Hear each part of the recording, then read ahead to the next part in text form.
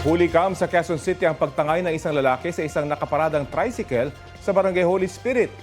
Balitang hatid ni James Agustin. Nakaparadang isang tricycle sa Santa Catalina Street sa Barangay Holy Spirit, Quezon City nang lapitan ito ng isang lalaki. Iniatras niya ang tricycle at saka itinulak ito. Sa iba pang anggulo ng CCTV, kita na minamaneho na ng lalaki ang tricycle.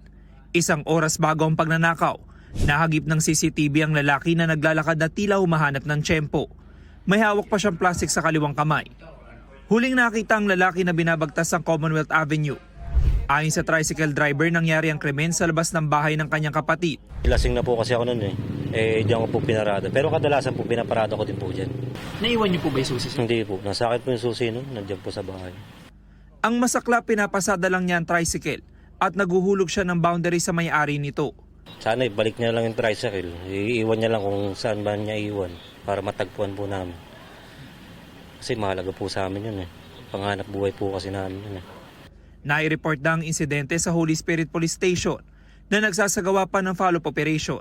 Patuloy pa rin ang pagkoconduct natin ng backtracking at forward tracking at pagre-review po ng CCTV footage para malaman po kung yung pagkakakilanlan ng salarin. May posibilidad po na dayo itong salarin sapagkat hindi po ito kilala ng mga taga rito.